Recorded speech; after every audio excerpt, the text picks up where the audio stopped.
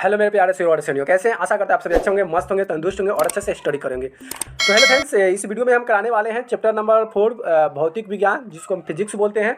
और ये चैप्टर 4 है। अगर सीरियली नंबर से आए तो ये चैप्टर 14 या 13 में आएगा। लेकिन चैप्टर अगर फिजिक्स की बात करेंगे तो फिजिक्स का 4 चैप्टर है, यानी कि चौथा चैप्टर, जिसका नाम है विद्युत धारा के चुंबकीय प्रभाव। ठीक है, अभी इसके पहले एक वीडियो कराया मैंने, इसमें 60+ ऑब्जेक्टिव क्वेश्चन थे, वेरी इंपॉर्टेंट क्वेश्चन। और इस वीडियो में आपको हम नोट्स कराएंगे। अगर आप इस वीडियो को अगर बढ़िया से वॉच कर लेते हैं, 1 या 2 बार वॉच कर लेते हैं, तो इसके वॉच करने के बाद आपसे इसके रिलेटेड जितने भी ऑब्जेक्टिव क्वेश्चन होगा आसानी से आप उसको सॉल्व कर पाइएगा। ठीक है, तो चलिए वीडियो को स्टार्ट करते हैं। अभी चैनल को सब्सक्राइब नहीं किया, प्लीज़ चैनल को सब्सक्राइब कर लीजिए। मैं बार बार बोलता हूँ, अगर वीडियो अच्छा लग रहा है तो आप सब्सक्राइब कर सकते हैं, ठीक है, नहीं तो कोई बात नहीं है, मैं तो अपना काम कर ही रहा हूँ, बस आपका एक फ़र्ज़ बनता है। ठीक, तो चलिए वीडियो को स्टार्ट करते हैं। और पहला यहाँ से टॉपिक कुछ पढ़ लेते हैं, यहाँ पे क्या करना है। तो मैंने कुछ नोट्स भी तैयार किया है। हमने क्लास साइंस चैप्टर 3 का नोट्स हिंदी दिए हैं। इस साइंस चैप्टर 3 के चैप्टर 3 अगर साइंस की बात करें तो साइंस अगर टाइप कीजिएगा साइंस से चैप्टर 13 तो आपको यही आएगा। और भौतिक विज्ञान चैप्टर 4 डालिएगा तो यही आएगा। ठीक है, आपके अध्याय को बेहतर ढंग से समझाने में मदद करेंगे और आपकी परीक्षा को तैयारी करने में भी सहायता होंगे अगर ये आपको बढ़िया से पढ़ लेते हैं तो। ठीक है, आप यहाँ से ऑब्जेक्टिव भी क्वेश्चन आ सकते हैं, सब्जेक्टिव क्वेश्चन बन सकते हैं, तो यहीं से आप ये पढ़ने के बाद आपका पूरा कंप्लीट हो जाएगा। ठीक है, सबसे पहले हम चुंबक से स्टार्ट करते हैं। चुंबक क्या होता है? तो देखिए, वह पदार्थ जो लोहे की वस्तुओं को आकर्षित करता है, अपनी ओर खींचता है, वही हमारा क्या कहलाता है? चुंबक कहलाता है। चुंबक के आकर्षण प्रतिकर्षण के आधार पर पदार्थ को 2 भाग में बांट दिया गया है। ठीक, ये चुंबक की बात हो गई। चुंबकीय पदार्थ चुंबक के आकर्षण जैसे कि लोहा और निकेल होता है, ये चुंबक को क्या करता है? अपनी ओर खींचता है। अचुंबकीय पदार्थ चुंबक से अप्रभावित होता है, जैसे कि तांबा, लकड़ी, चौक, ये सभी क्या अचुंबकीय पदार्थ है। इसमें लोहा नहीं चिपकता है, क्योंकि इसमें निकेल है नहीं, लोहा है नहीं, तो इसमें अपनी ओर आकर्षित नहीं करता है। ठीक है, 5वां है कि स्वतंत्र पूर्वक लटकाई गई चुंबकीय विराम अवस्था में आने के पश्चात उत्तर दक्षिण दिशा में रुकती है, और इस सिरा के उत्तर दिशा में रुकता है तो उसे उत्तरी ध्रुव मानते हैं, और जो दक्षिण दिशा में रुकता है उसे दक्षिणी ध्रुव कहते हैं। चुंबक के समान रूप से मध्य प्रतिकर्षण और असमान ध्रुवों में वह मध्य आकर्षण होते हैं। अब बात करते हैं, चुंबक 2 प्रकार के होते हैं। क्या होते हैं? चुंबक 2 प्रकार के हो, एक होता है प्राकृतिक चुंबक, दूसरा होता है कृत्रिम चुंबक। तो प्राकृतिक चुंबक किसे कहते हैं उसको आप जान लेते हैं सबसे पहले, फिर उसे कृत्रिम चुंबक बताते हैं। तो देखिए, प्राकृतिक चुंबक प्रकृति से प्राप्त होता है, और मैग्नेटाइट पत्थर प्राकृतिक चुंबक की तरह व्यवहार करता है। जैसे कि पत्थर जो होता है, बड़े बड़े जो पहाड़ों पत्थर वहाँ से जो काट कर निकाले जाते हैं, तो वो प्राकृतिक चुंबक होता है। ठीक है, उसमें चुंबक होता है तो प्राकृतिक चुंबक हो गया। कृत्रिम चुंबक क्या होगा कि प्रयोगशाला या फैक्ट्री में जो बनाई जाने वाली जो चुंबक होती है वह कृत्रिम चुंबक कहलाता है। जैसे कि लोहा और निकेल से बनी चुंबक, लोहा निकेल से के माध्यम से जो चुंबक बनाया जाता है वह कृत्रिम चुंबक कहलाता है। ठीक है, अभी जितना जो आप करेंगे सभी चैप्टर 13 का है। साइंस का अगर आप फिजिक्स की बात करें तो फिजिक्स चैप्टर 4 का आएगा, विद्युत धारा के चुंबकीय प्रभाव। समझ आ गया? अब यहाँ तक विद्युत धारा के चुंबकीय प्रभाव से आप क्या समझते हैं? तो जब किसी चालक में विद्युत धारा प्रवाहित हो जाती है तो उससे चारों ओर चुंबकीय उत्पन्न हो जाती है। इस घटना को विद्युत धारा का चुंबकीय प्रभाव कहते हैं। ठीक है, आप बात करते हैं चुंबक। अभी पहले बताया चुंबक क्या होता है। चुंबक वह पदार्थ है जो लोहे तथा लौ युक्त चीज़ों से अपनी तरफ आकर्षित कर लेता है, वही हमारा क्या कहलाता है? चुंबक कहलाता है। देखिए फ्रेंड्स, हम जितना जो ये चीज़ करा रहे हैं ना, ये सभी फ्री कॉस्ट है। ठीक है, लेकिन अगर यही चीज़ अगर आप दूसरे जगह पढ़िएगा ना, तो वहाँ पे आपको ये नोट्स के रूप में प्रोवाइड किया जाएगा, और आपसे पैसे भी लिए जाते हैं, जैसे कि ऐप के माध्यम से ऐप डाउनलोड करके फिर वो चीज़ आपको उसमें मिलेगा। लेकिन यहाँ पे तो भाई हम फ्री में करा दे रहे हैं। ठीक है, यहाँ पे नो कॉस्ट, ये बिल्कुल सभी चीज़ जो है सभी फ्री में करा रहे हैं। बस आपका फ़ायदा उठाना है, चैनल को सब्सक्राइब करना है, वॉच करना है। कोई कहीं पे ऐप में जाने की ज़रूरत नहीं है, कहीं ऐप डाउनलोड करने की ज़रूरत नहीं है। बस यहाँ पे जो भी कंटेंट कराते हैं रोज़ इसको पढ़ा करो, सब कुछ आराम से क्लियर हो जाएगा। ठीक है, चलिए अगला करते हैं चुंबक के गुण। चुंबक के क्या क्या गुण होते हैं? प्रत्येक चुंबक के ध्रुव होते हैं। क्या होते हैं? 2 ध्रुव होते हैं, उत्तरी ध्रुव और दक्षिणी ध्रुव। सामान्य ध्रुव एक दूसरे के प्रतिकर्षक होते हैं, और असामान्य जो ध्रुव होते हैं एक दूसरे के आकर्षक होते हैं।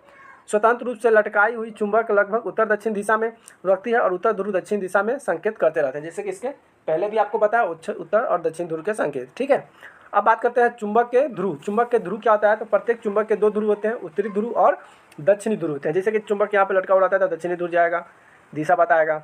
ऐसे है तो इसका दिशा ऐसे बताएगा, दक्षिण पूर्व पश्चिम बताएगा। ठीक है, तो ये दक्षिण घूमता है और दक्षिण पश्चिम की दिशा को बताता है।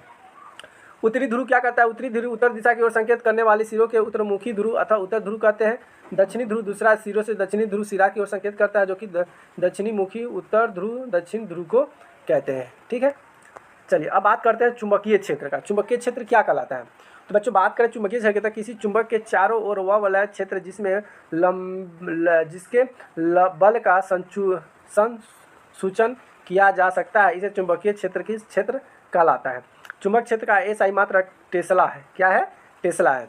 चुंबकीय क्षेत्र एक ऐसी राशि है जिसके परिणाम से दिशा दोनों होती है। अब क्या होता है चुंबकीय क्षेत्र में? क्या होता है, एक ऐसी राशि है जिसमें क्या होता है, परिणाम भी होता है और दिशा भी होता है, दोनों चीज़ उसमें उपस्थित होता है।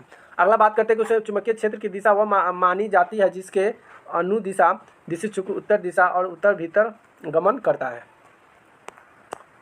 अब अगला करते हैं चुंबकीय क्षेत्र की रेखाएं। चुंबकीय क्षेत्र की रेखाएं क्या होती है? चुंबकीय क्षेत्र की रेखाएं तो चुंबक क्षेत्र के और बहुत सी रेखाएं बनी रहती है जो क्षेत्रीय उत्तरी ध्रुव से प्रकट रहती है और दक्षिणी ध्रुव के विलीन हो जाती है। इन रेखाओं को चुंबकीय क्षेत्र रेखाएं कहते हैं। जैसे कि आपको क्या बोला, चुंबक के क्षेत्र, चुंबक जहाँ पे चुंबक है उसके अगल बगल के जो रेखा जो होती है ना वो चुंबक क्षेत्र कहलाती है। अब हम बात करते हैं चुंबक क्षेत्र के गुण। इसके क्या क्या गुण है? तो देखिए चुंबकीय क्षेत्र रेखाओं का गुण होता है तो ये रेखा बंद वक्त होती है। प्रचल और रेखाओं में रेखा अपेक्षाकृत अधिक निकट होती है। दो रेखाएं कहीं भी एक दूसरे को प्रतिच्छेद नहीं करती, क्योंकि वे प्रतिच्छेद करती तो इसके अर्थ है कि वे बिंदु पर दो दिशाएं को संभव कर जाती और चुंबकीय क्षेत्र परबोल के क्षेत्र रेखाओं को निकटता की कोटि को दर्शाया जा सकता है। ठीक है। अगर आप इसका नोट्स की बात करें तो क्या कहता है कि हेडिक्स निश्चित ऑडिशन और पहला व्यक्ति था जिसने पता लगाया था कि विद्युत धारा चुंबकीय क्षेत्र को उत्पन्न करती है। इसको याद कर लेना है। हेंस्क्रिय स्टैंड ने पहला व्यक्ति था जो पता लगाया था कि विद्युत धारा चुंबकीय क्षेत्र उत्पन्न करती है। ठीक है। अगला है कि सीधे चालक के विद्युत धारा प्रवाहित होने वाले कारण चुंबकीय क्षेत्र कहलाता है। जैसे कि आगे हम बात करते हैं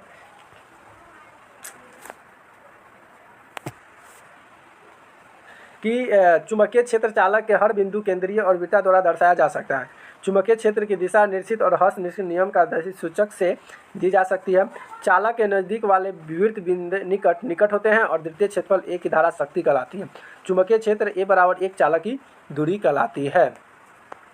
अब हम बात करते हैं क्या कि दक्षिणी दाएं हस्त अंगूठा नियम। अंगूठा का जो नियम होता है उससे भी समझेंगे। अंगूठा का नियम क्या बताता है कि कल्पना कीजिए कि आप दाहिने हाथ में विद्युत धारावाही चालक को इस प्रकार पकड़े हुए हो कि आपका अंगूठा विद्युत धारा की ओर संकेत करता है। मतलब विद्युत धारा अंगूठा है, आपका जो विद्युत धारा जिस तरफ उस तरफ आपका अंगूठा घूम रहा है। आपकी अंगूठी चालक की ओर का चुंबकीय क्षेत्र दिशा की ओर बताएगी, मतलब उस दिशा की ओर खींचता है, तो उसे दक्षिण और बाईं हस्त नियम का नियम कहते हैं। ठीक है। अगला है कि विद्युत धारावाही और विद्युत के पासा के कारण चुंबकीय क्षेत्र। अब क्या होता है चुंबकीय क्षेत्र, इसको भी समझ लीजिए। तो देख लीजिए, चुंबकीय क्षेत्र एक प्रत्येक बिंदु को संकेतित वृत्त द्वारा दर्शाया जा सकता है। जब हम तार के दूर जाते हैं तो वृत्त निरंतर बड़े हो जाते हैं। क्या होता है, जब हम तार से दूर जाते हैं तो वृत्त निरंतर बड़े हो जाते हैं। कौन बड़ा हो जाता है? तार देखने में बहुत बड़ा लगता है। विद्युत धारावाही तार के प्रत्येक बिंदु से उत्पन्न चुंबकीय क्षेत्र रेखाएं पास के केंद्र की सरल रेखा पर जैसे प्रतीत होने लगती है। पास से अंदर चुंबकीय क्षेत्र की दिशा एक समान होती है। अगला क्या है कि विद्युत धारा का वृत्ताकार पास का चुंबकीय क्षेत्र में प्रवाहित करने वाले कारक क्या क्या है? तो चुंबकीय क्षेत्र एक चालक से प्रवाहित होने वाली धारा होती है। चुंबकीय क्षेत्र ए बराबर एक चालक की दूरी कहलाता है। चुंबकीय क्षेत्र कुंडली के फेर की संख्या एक होती है। चुंबकीय क्षेत्र संयोजन और प्रत्येक फेरे के चुंबकीय क्षेत्र दूसरे फेरे के चुंबकीय क्षेत्र में संयोजित हो जाता है, क्योंकि विद्युत धारा की दिशा हर वृत्ताकार फेरे में समान होता है। अगला क्या है? परिनालिका। क्या है? परिनालिका। परिनालिका की बात करें तो इसमें क्या होता है? पासा कहलाता है। और पासा क्या होता है? तो देखिए, पासा लिप्टिक विद्युत रोधी तार जो होता है ना, तार आपको देखे होइएगा, तार एक दूसरे से गठा हुआ रहता है ना, तार बेलन की आकृति के अनेक फेरे वाली कुंडली से परिनालिका को परिनालिका कहते हैं, जो ऐठा हुआ रहता है, जो दो तरह का फेज होता है, एक प्लस और एक माइनस होता है। ठीक है। अब आता है कि परिनालिका का उपयोग कहाँ होता है? परिनालिका का उपयोग जो होता है कहाँ होता है? तो परिनालिका का उपयोग किसी चुंबकीय पदार्थ जैसे कि नर्म लोहा को चुंबक बनाने में किया जाता है, वहाँ पर उसका प्रयोग होता है। ठीक है। अगला बात करते हैं परिनालिका चुंबक। क्या है परिनालिका चुंबक का क्षेत्र? ये किसका क्षेत्र क्या होता है? तो परिनालिका चुंबक का क्षेत्र जो होता है क्षेत्र छड़ चुंबक जैसा होता है। परिनालिका के अंदर चुंबकीय क्षेत्र एक समान है और समांतर रेखाओं के द्वारा दर्शाया जाता है। अगला बात करते हैं परिनालिका में चुंबकीय क्षेत्र की दिशा। तो परिनालिका के बाहर उत्तर से दक्षिण, परिनालिका का तन दक्षिण से उत्तर होता है। विद्युत चुंबक परिनालिका के भीतर उत्पन्न प्रबल चुंबकीय क्षेत्र का उपयोग किसी चुंबकीय पदार्थ जैसे कि नर्म लोहा परिनालिका भीतर रखकर चुंबक बनाने में किया जाता है। इस प्रकार बने चुंबक के विद्युत चुंबक कहते हैं। अगला बात करते हैं विद्युत चुंबक के गुण। विद्युत चुंबक के क्या क्या गुण होते हैं? तो यह अस्थायी चुंबक होता है। विद्युत जो चुंबक होता है यह अस्थायी चुंबक होता है। आसानी से चुंबक तो समाप्त हो जाता है, इसमें चुंबक नहीं रहता, नहीं पकड़ पाता है। इसकी शक्ति बदली जा सकती है, ध्रुवीय बदली जा सकती है। प्राय अधिकांश शक्तिशाली चुंबक होते हैं। अगला है अस्थायी चुंबक के गुण। अस्थायी चुंबक के गुण क्या होते हैं? तो आसानी से चुंबक समाप्त नहीं किया जाता, उसमें आसानी से जो चुंबक जो होता है ख़त्म नहीं होता, पकड़ लेता है, उसको जल्दी हम समाप्त नहीं कर सकते। जैसे कि रेडियो और जो स्पीकर के अंदर जो लगा रहता है ना चुंबक होता है, शक्ति निश्चित रहती है और ध्रुवीय नहीं बदली जा सकती, यह प्रायः कमज़ोर चुंबक होते हैं। अगला है कि चुंबकीय क्षेत्र में किसी विद्युत धारावाही चालक पर बल, इसका बल कैसे पड़ता है उसको भी हम देखिए, बल कैसे पड़ता है।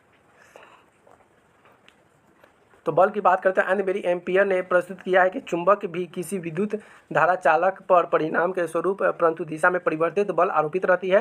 चालक के उपस्थित और उस समय अधिकतम ताप होता है बच्चों। जब विद्युत धारा की दिशा में क्षेत्र की दिशा की लंबाई लंबवत होती है तो विद्युत धारा की दिशा बदलने पर बल की दिशा में बदली जा सकती है, यही परिवर्तन होता है। अगला हम बात करते हैं कि फ्लेमिंग क्या है। फ्लेमिंग का वहम बाएं हाथ नियम, इसके बाएं हाथ का नियम दिए थे, ये कौन सा नियम है उसको देखते हैं। अपने हाथ के तर्जनी, मध्यम और अंगूठे के इस प्रकार फैलाइए कि यह तीनों एक दूसरे के परस्पर लंबवत हो जाए। यदि तर्जनी चुंबकीय क्षेत्र की दिशा में, मध्यम और चालक के प्रवाही धारा की दिशा में और संकेत करती है तो अंगूठा चालक की गति की दिशा या बल की दिशा की ओर संकेत करेगा। अगला बात करते हैं MRI, यानी इसको बोलते हैं मैग्नेटिक रिसोनेंस इमेजिंग। यह होता क्या है, तो यह एक विशिष्ट तकनीक है जिसमें चुंबकीय अनुदान और प्रतिबंध का प्रयोग करके शरीर के भीतरी अंगों को प्रतिबंध प्राप्त किया जा सकता है।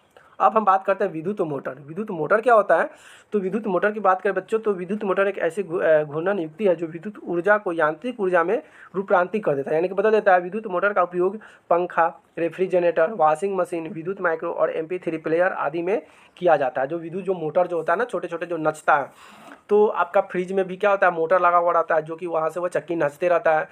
हर तरह के रेफ्रिजरेटर में रहता है। MP प्लेयर जो कि छोटा सा कैसे लगाने पर छोटा सा जो चक्की नाचता है, वही हमारा विद्युत मोटर कहलाता है। समझ आ गया।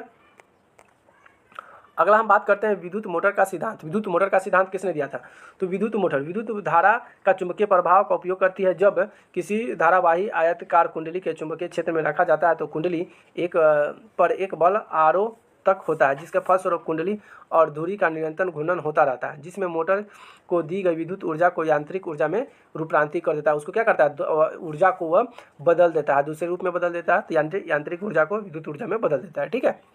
अब बात करते हैं विद्युत मोटर की रचना। विद्युत मोटर की संरचना कैसी होती है, तो देखिए विद्युत मोटर में आर्मेचर होता है। जैसे कि आर्मेचर की अगर बात करें ना, जैसे कि आपके पास जो बोर्डिंग जो होता है ना, हुंडा होता है, तो उसमें आर्मेचर सिर्फ लगा देने से ना उसमें भी क्या होता है कि बिजली उत्पन्न कर देता है, क्योंकि उसमें जब करंट लगता है ना तो वो बिजली उत्पन्न करता है शॉर्ट की वजह से। ठीक है।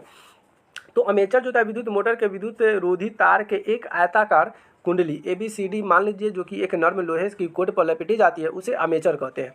आप खासकर आप देख सकते हैं थोड़ा सा इसमें मिस्टेक हो गया है कि आपका थोड़ा सा पिक्चर मुझे लेना था लेकिन पिक्चर नहीं ले पाया, उसके लिए क्षमा याचना चाहता हूँ। अगले बार जो भी होगा तो उसको पिक्चर की सहायता से आपको समझाएंगे तो आपको और क्लियर समझ में आएगा। ठीक है।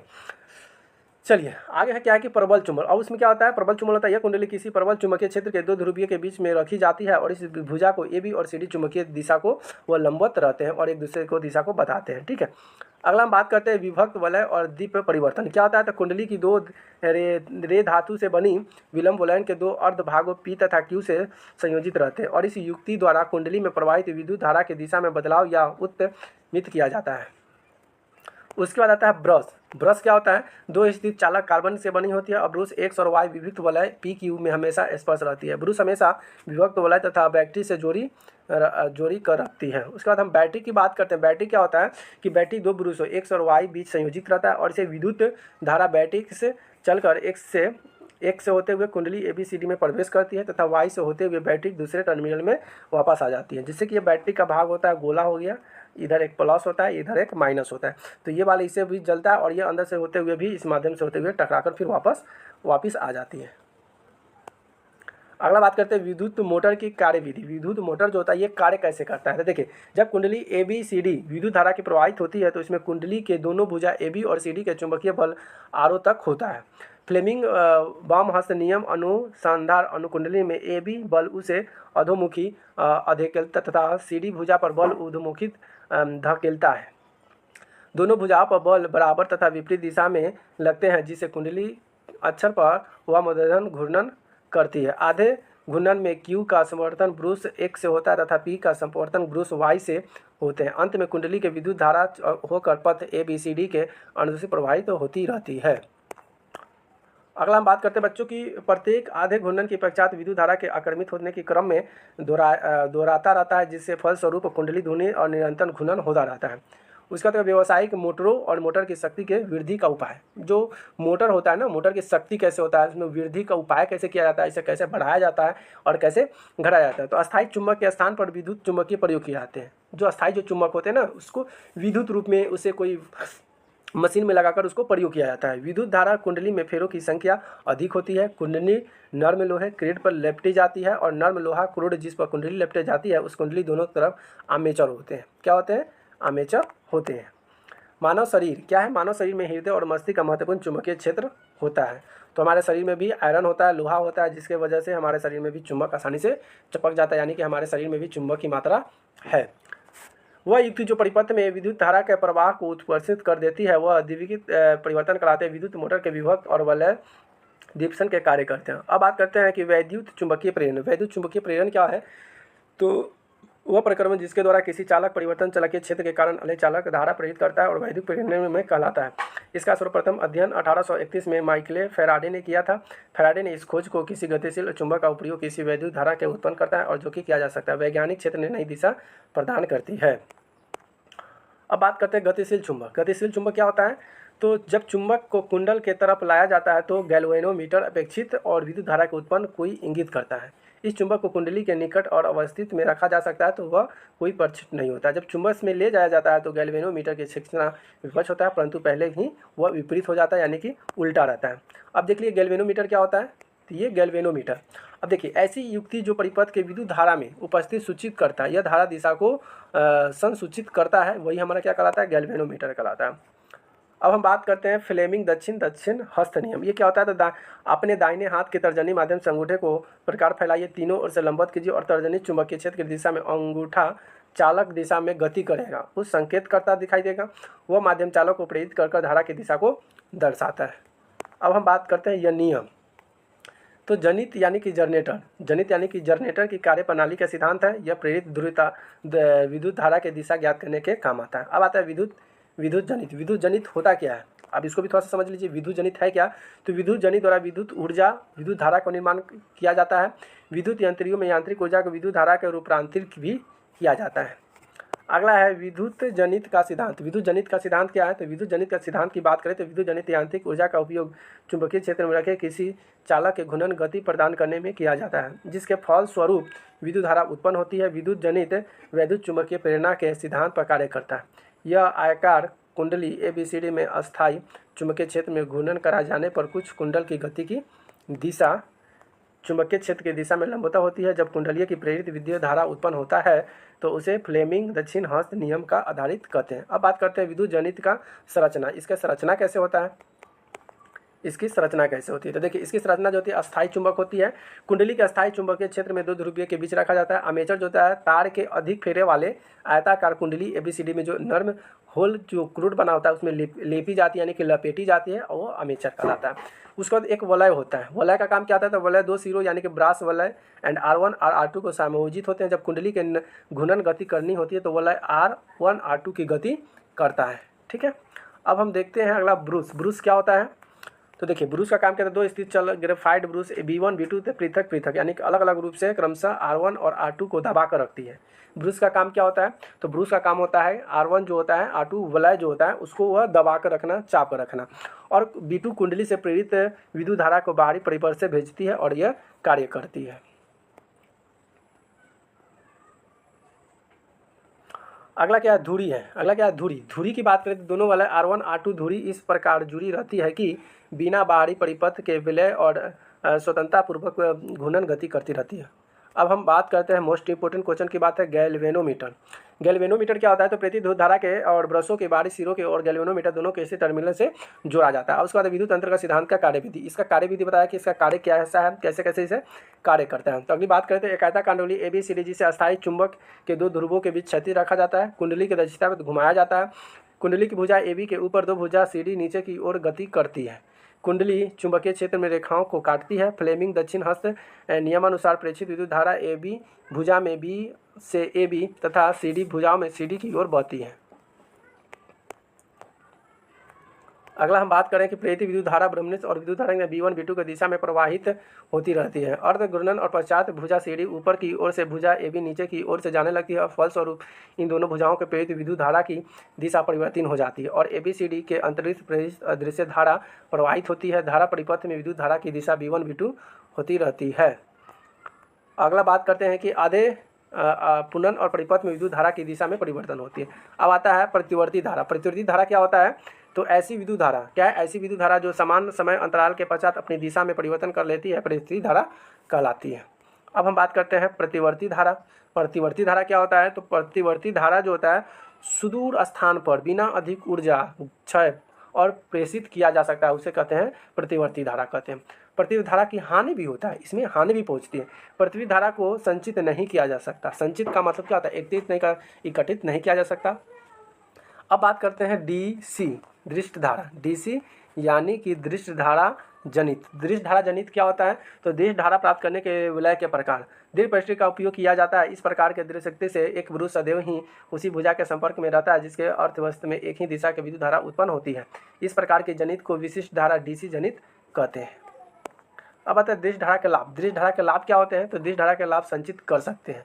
दृष्ट धारा का हानि जो होता है दूर स्थित स्थानों पर प्रेरित करने से ऊर्जा का क्षय ज़्यादा होता है, नुकसान ज़्यादा होता है। अब बात करते हैं घरेलू विद्युत परिपथ। घरेलू विद्युत परिपथ का मतलब है घरेलू घर में जो हम लोग बिजली जो लगाते हैं, तार जो लगाते हैं, वो कैसा होता है, किस तरह का होता है? तो घरेलू जो विद्युत जो होता है 3 प्रकार के तारों में प्रयोग किए जाते हैं। ठीक है, बताइए कौन कौन होता है? वो है विद्युतात्मक तार जिसको धनात्मक कहते हैं, जिस पर लाल विद्युत रोधी होता है, लाल रंग का होता है। उसके बाद आवरण होता है विद्युत तार अथवा धनात्मक तार इसे भी कहते हैं। ठीक है, उसके बाद होता है उदासीन तार। उदासीन का मतलब होता है ऋणात्मक। ऋणात्मक जिस तार पर काला आवरण होता है वो क्या कहलाता है? ऋणात्मक कहलाता है, जिसको उदासीन कहा जाता है तथा उदासीन तार अथवा ऋणात्मक तार भी इसे कहते हैं। तो ये 2 तरह का तार होता है। एक और तार होगा, एक ये रहा कि भूर्त्व तार जिस पर विद्युत रोधी आवरण होते हैं। यदि अधित्र आवरण से विद्युत धारा का क्षरण होता है तो यह हमें विद्युत आवरण से बचाता है। यह धारा के आचरण समय अल्प प्रतिरोध के पथ को प्रदान करता है। अब आता है अगला क्वेश्चन कि भारत में विद्युत तार के उदासीन तार के बीच 220 वोल्ट का विभवांतर होता है। तो पूछा जाएगा कि भारत में जो विभवांतर जो तार होता है उदासीन तार के बीच में कितने का विभवांतर होता है? तो 220 वोल्ट होता है। ठीक है, जैसे कि खंबा मुख्य पूर्ति होता है, फिर इसके बाद फ्यूज जाता है, विद्युत मीटर में जाता है, विवरण करता है, उसके बाद पृथक परिपथ में जाता है, यानी कि वहाँ से वो अलग अलग भाग में। तो पहले तो यहाँ पे पोल है, खंबा है, फिर यहाँ से ये जाएगा बोर्ड में, फ्यूज में, फिर यहाँ से वितरण करेगा और फिर ये सभी घर में अलग अलग ये घुस जाएगा। ठीक है, तो यही हमारा कहलाता है खंबा का वितरण कहलाता है। अगला बात करते हैं लघुपथन। शॉर्ट सर्किट क्या होता है? शॉर्ट सर्किट कैसे होता है? घर में शॉर्ट सर्किट जो लगता है, तार घर में आग लग जाना, तो ये शॉर्ट सर्किट होता है, लगता है कैसे? जब विद्युत तार तथा उदासीन तार दोनों सीधे संपर्क में आते हैं तो अतिभ्रमण हो जाता है। माने जब लपटा हुआ रहता है तो वो तो कॉपर में रहता है और उसके अंदर में तो उससे तो कोई फायदा नहीं होता, लेकिन जब वो कहीं पे कट जाता है, जब वो दोनों एक ही बार जब चपक जाता है, एक दूसरे के संपर्क में आता है, तब होता है, तब तारों का विद्युत रोध क्षतिग्रस्त हो जाता है अथवा साधित में कोई दोष नहीं होता। ऐसी परिस्थिति में स्थिर परिपथ का विद्युत धारा अकस्मात बहुत अधिक हो जाता है, जिसे लघुपथन कहते हैं। और इसमें जब दोनों एक दूसरे का टकराता है तो आग की उत्पन्न होता है, तेज होता है, जिसे लघुपथन कहा जाता है। अब बात करते हैं अतिभारण। अतिभारण क्या होता है? जब विद्युत तार की क्षमता से ज़्यादा विद्युत धारा खींची जाती है तो यह विपरण कर पैदा करता है। उसके बाद है अतिभारण कारण। अतिभारण कारण क्या होता है? तो अति वोल्ट से दुर्घटना से होने वाली वृद्धि को ही अतिभारण कहा जाता है। एक ही सर्किट से बहुत से विद्युत धाराओं को संयोजित करना अतिभारण का कारण भी कहा जाता है। अगला सुरक्षा युक्तियाँ। सुरक्षा युक्तियाँ क्या होता है? विद्युत फ्यूज होता है, भूपन संपर्क तार होता है, मिनिस्चर सर्किट जिसको MCB कहते हैं, जहाँ पे लाइन को अप डाउन किया जाता है, कट किया जाता है, रोका जा सकता है। ठीक है, तो आज जितना मैंने ये सब क्वेश्चन कराया है नोट्स में, सभी इंपॉर्टेंट क्वेश्चन है। अगर ये क्वेश्चन बढ़िया से कर लेते हैं तो यहाँ से आप आसानी से ऑब्जेक्टिव क्वेश्चन और सब्जेक्टिव क्वेश्चन को हल कर सकते हैं। हर वीडियो आपको कैसी लगी प्लीज़ कमेंट कर जरूर बताइएगा। वीडियो अच्छी लगी तो वीडियो को लाइक कमेंट शेयर जरूर कर दीजिएगा। चैनल पर नहीं तो चैनल को सब्सक्राइब जरूर कर दीजिएगा। अगर आप इन नोट्स लेना चाहते हैं मोबाइल में PDF में तो बिल्कुल आपको ये फ्री में मिलेंगे। बस आपको कोई भी सब्जेक्ट का नोट्स लेना चाहते हैं, क्वेश्चन आंसर लेना चाहते हैं, बस व्हाट्सअप नंबर पर आप मैसेज कर दीजिएगा, आपको वहाँ से आसानी से आपको मिल जाएगा। वीडियो देखने के लिए बहुत बहुत धन्यवाद। बस ये सब फ्री है, क्या है? ये फ्री है, बिल्कुल फ्री है। आपको 1 रुपया भी नहीं देना है, बस आपके लिए फ्री है। बस आपका एक ही काम करना है कि वीडियो को लाइक कर देना है, शेयर कर देना है और चैनल को सब्सक्राइब जरूर कर देना है। बस फ्री में मिल रहा है तो भाई इतना तो चैनल को सब्सक्राइब तो कर ही सकते हैं ना, तो चैनल को सब्सक्राइब कर दीजिएगा और बेल आइकन को दबा दीजिएगा ताकि हमारे जितने भी नए वीडियो आप तक पहुँचते रहें, तो आपको आसानी से सब कुछ मिल जाएंगे। ठीक है, वीडियो देखने के लिए बहुत बहुत धन्यवाद। Thank you so much, love you. फिर मिलते हैं अगले नेक्स्ट वीडियो में। Tata bye bye, love you.